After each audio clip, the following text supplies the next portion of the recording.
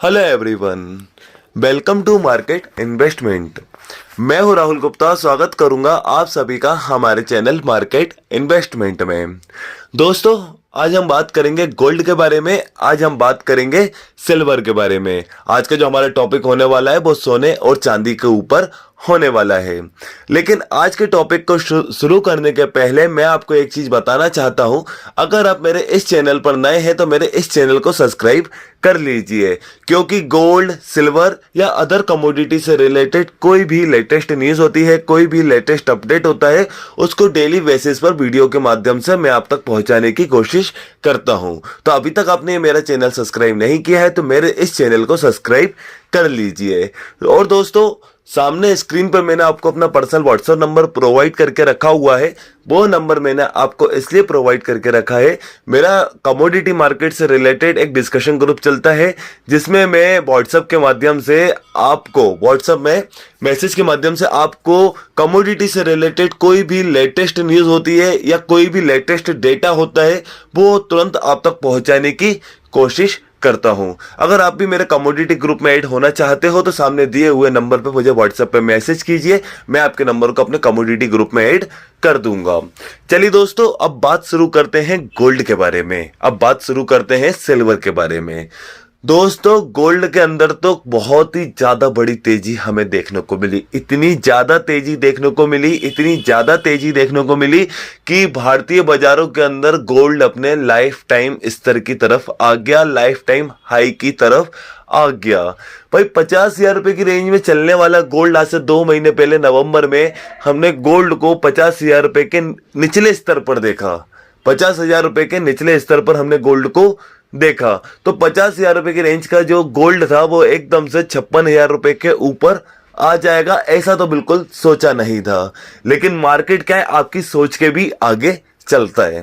तो दोस्तों, मार्केट के अंदर इतनी शानदार तेजी निकल कर आई, इतनी शानदार तेजी निकल कर आई कि गोल्ड के प्राइस अपने भारतीय बाजारों के अंदर लाइफ टाइम हाई की तरफ आ गए, लाइफ टाइम हाई की तरफ आ गए। और चांदी के अंदर भी इतनी ज्यादा तेजी देखने को मिली, इतनी ज्यादा तेजी देखने को मिली कि चांदी के प्राइस भी लगभग 71,000 के स्तर को टच कर गए। तो 56,000, 56,500 की रेंज गोल्ड ने बना ली। एक 70,000, 71,000 की रेंज के आसपास हमें चांदी भी देखने को मिली है। वही बात करें अमेरिकी बाजारों में, तो अमेरिकी बाजारों में भी गोल्ड ने $1,900 को पार करके $1,950 के पास बिल्कुल करीब आ गया, $1,950 के बिल्कुल करीब आ गया। अभी भी अमेरिका के अंदर गोल्ड के प्राइस लाइफ टाइम स्तर से काफी, लाइफ टाइम हाई के स्तर से काफी नीचे की तरफ है, लगभग $150 नीचे की तरफ अभी सस्टेन करते हुए दिखाई दे रहे हैं।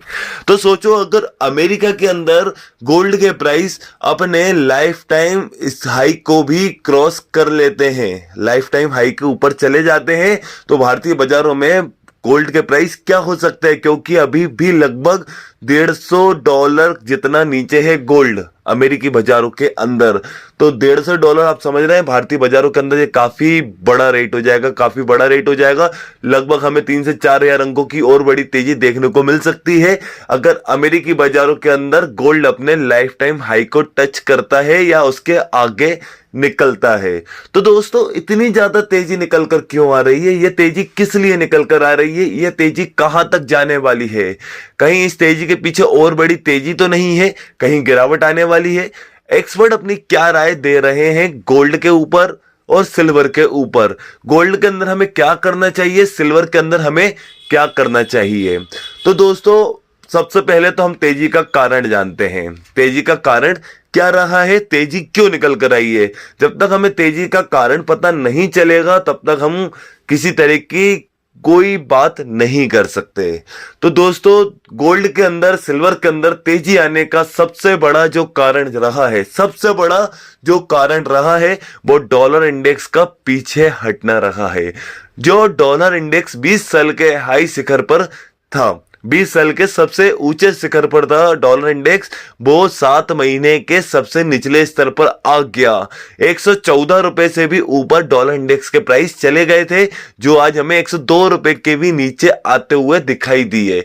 तो डॉलर इंडेक्स जो अपनी रेंज से पीछे हटा, अपने हाई स्तर से जो पीछे हटा, उसने बुलियन को बहुत तेज बढ़ने की जगह दी। डॉलर इंडेक्स क्यों पीछे हटा वो भी मैं आपको बताता हूं। देखिए डॉलर इंडेक्स से पीछे हटना है ना तो बुलियन के अंदर तेजी जरूर निकल कर आती है, क्योंकि डॉलर इंडेक्स और बुलियन एक दूसरे के लगातार हम देखते हैं कि विपरीत चलती है, अपोजिट चलती है। डॉलर इंडेक्स के अंदर तेजी कहीं ना कहीं बुलियन के अंदर गिरावट का कारण होती है, और डॉलर इंडेक्स के अंदर गिरावट बुलियन के अंदर तेजी का कारण होती है। जैसा कि हम लगातार बाजार के अंदर देखते हैं कि डॉलर इंडेक्स के अंदर तेजी थी तो बुलियन कितना ज्यादा नीचे की तरफ आ रहा था। आज डॉलर इंडेक्स नीचे की तरफ जा रहा है तो बुलियन हमें काफी ज्यादा ऊपर की तरफ देखने को मिल रहा है। तो डॉलर इंडेक्स का पीछे हटने का कारण क्या रहा है वो भी मैं आपको बता रहा हूं। देखिए दोस्तों, केंद्रीय बैंकों ने या फेड ने जो लगातार ब्याज दरों की वृद्धि की, लगातार ब्याज दरों की वृद्धि की, जिससे डॉलर इंडेक्स को एक बढ़ावा जरूर मिला। लेकिन लगातार बैक टू बैक फेड ने 75 बीपीएस ब्याज दरों की चार बड़ी वृद्धि की। उसके बाद दिसंबर में हमने देखा कि फेड ने 50 बीपीएस ब्याज दरों को बढ़ाया, और अभी फरवरी में 1 फरवरी को जो फेड की फिर से मीटिंग होने वाली है उसमें फेड अभी अपनी छोटी सी ब्याज दरों की वृद्धि करेगा, लगभग 25 बीपीएस, ऐसी उम्मीद जताई जा रही है, ऐसा अनुमान लगाया जा रहा है। जो 25 बीपीएस की ब्याज दरें थी वो आज 4.5 रुपए 450 बीपीएस के ऊपर चल रही है। 2020 में फेड ने जो अपनी ब्याज दरें थी वो ओनली 25 बीपीएस यानी बिल्कुल जीरो के करीब कर दी थी, उसको बड़ा बढ़ा के आज कहां लाकर खड़ा कर दिया। तो ऐसी लगातार बढ़ती हुई ब्याज दरें, लगातार फेड ने जो ब्याज दरों को बढ़ाया, जिससे डॉलर इंडेक्स को काफी बड़ी तेजी का सामना करना पड़ा, और जिसके चलते हुए बुलियन काफी ज्यादा नीचे की तरफ आ गया।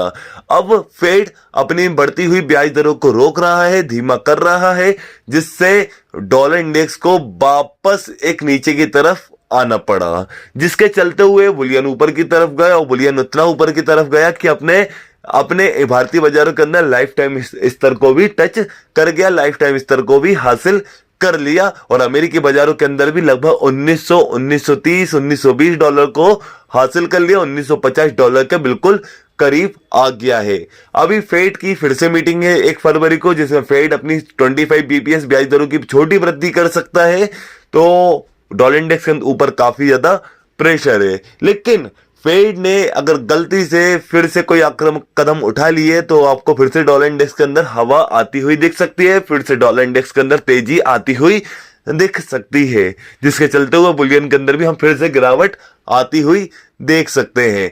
लेकिन दोस्तों, गोल्ड के अंदर तेजी आने की वजह इससे भी ज्यादा एक और है, वो मैं आपको बताता हूं कि 2023 का जो साल है, तो अर्थशास्त्रियों ने अनुमान लगाया है, चेतावनी दी है, बड़े बड़े केंद्रीय बैंकों ने चेतावनी दी है कि 2023 का ये साल है, ये मंदी से भरा हुआ हो सकता है, मंदी वाला साल हो सकता है, क्योंकि ऊंची ब्याज दरों ने महंगाई को कंट्रोल किया हो या ना किया हो, महंगाई को कंट्रोल करने के लिए देखिए मैं आपको बताता हूं ब्याज दरें ऊंची क्यों हुई।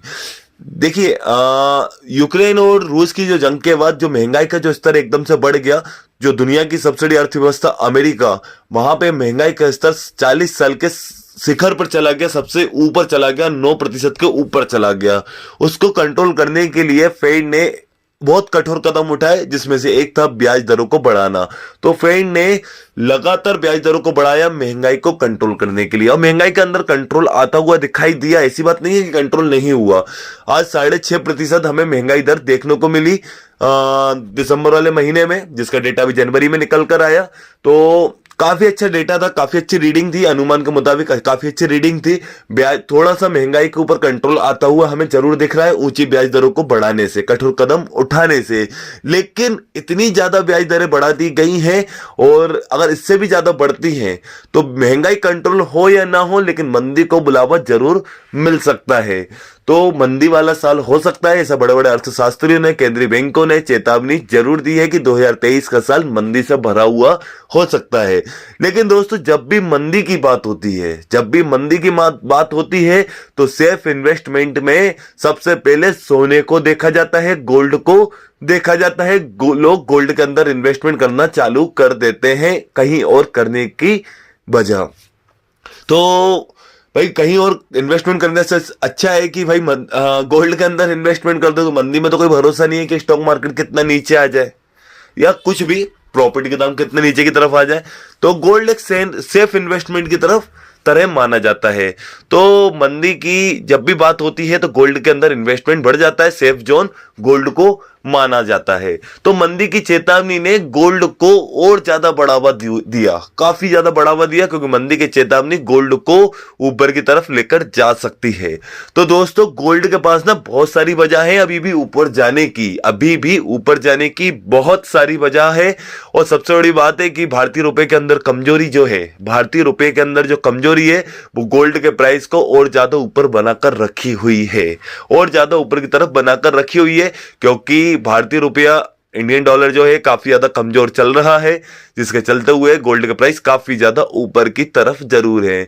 अभी 1 फरवरी को बजट आने वाला है, हमारे जो वित्त मंत्री निर्मला सीतारमण, वो हो सकता है कि गोल्ड की इंपोर्ट ड्यूटी में आपको एक राहत जरूर दे सकती है। तो गोल्ड के प्राइस के अंदर थोड़ी सी गिरावट आपको देखने को मिल सकती है, लेकिन ऐसा जरूरी नहीं है कि वो राहत देंगी। एक अनुमान है, एक न्यूज है भाई। अगर इनपुट ड्यूटी में थोड़ी सी राहत देखने को मिलती है तो 1,000, 1,500, 2,000 अंकों जितनी आपको एक गिरावट फिर से देखने को मिल सकती है भारतीय बाजारों के अंदर। लेकिन इस चीज का कोई कंफर्मेशन नहीं है। शायद हो सकता है कि बजट 1 फरवरी, जो हमारा भारतीय बजट आता है 1 फरवरी को, तो उस दिन हो सकता है निर्मला सीतारमण आपको बजट में गोल्ड में इंपोर्ट ड्यूटी कम करने का अनाउंसमेंट कर दें, लेकिन ऐसा कोई कंफर्मेशन नहीं है। तो दोस्तों एक गिरावट का कारण यह भी बन सकता है, भारतीय रुपए के अंदर मजबूती आती है तो भी आपको गोल्ड के अंदर गिरावट देखने को मिल सकती है। अगर इंडियन डॉलर मजबूत होता है तो अभी 82 की रेंज के आसपास चल रहा है, तो 82 से अंदर आता हुआ दिखता है, 80, 78 की तरफ आता हुआ दिखता है, तो आपको गोल्ड के अंदर गिरावट देखने को मिल सकती है। और अभी भी बहुत सारे डेटा निकल कर आने वाले हैं अमेरिका के भी, जैसे कि आज बात करें बैंक ऑफ इंग्लैंड, आज यूके का सीपीआई डेटा आने वाला है, यूरोप का सीपीआई डेटा निकल कर आने वाला है, और भी रिटेल सेल्स के डेटा निकल कर आने वाले हैं अमेरिका के। तो बहुत सारे डेटा है, jobless claim, retail sales, housing, मतलब बहुत सारे डेटा, अभी बहुत सारी रीडिंग निकल कर आने वाली है, प्रोडक्शन प्राइस इंडेक्स, तो बहुत सारी चीजों की रीडिंग निकल कर आने वाली है जो गोल्ड की दिशा को निर्धारित कर सकती है आने वाले टाइम में। तो दोस्तों डेटा के ऊपर नजर बनाना बहुत जरूरी है। और चाइना के अंदर भी जो कोविड के रिस्ट्रिक्शन को पूरा हटा दिया गया है, कोविड में जो टोटल ढील दे दी गई है, तो इसके चक्कर में भी आपको मेटल बाजार के अंदर काफी ज्यादा एक बुलिश ट्रेंड देखने को मिल रहा है। लेकिन लगातार चाइना में बढ़ते हुए कोविड केसेस भी एक चिंता का कारण बन रहे हैं, कभी भी लॉकडाउन की स्थिति वापस बन सकती है। बढ़ते हुए चाइना में कोविड के केसेस भी एक गिरावट का कारण जरूर बन सकते हैं। तो दोस्तों रेट ना काफी ऊपर की तरफ है, खरीदना तो जहां से बनता नहीं है, थोड़ा सा इंतजार करना जरूर बनता है। फेड की मीटिंग भी है, बहुत सारे डेटा भी है, यूनियन बजट भी है, हर चीज के ऊपर ध्यान रखकर अपनी पोजीशन बनाओ। बाई की पोजीशन में अभी बैठो मत, क्योंकि मार्केट में बहुत ऊपर की तरफ है बाजार। अभी एक छोटी सी गिरावट भी ना आपको काफी ज्यादा बड़ा नुकसान दे सकती है। अभी थोड़ा मार्केट के ऊपर से दूरी बनाओ और एक एक डेटा के ऊपर नजर बनाकर अपनी पोजीशन बनाओ। और अगर अभी भी आप अपनी पोजीशन बना रहे हैं तो एक स्टॉप लॉस लगाना बहुत जरूरी है। बिना स्टॉप लॉस के साथ बाजार के अंदर ट्रेड ना करें।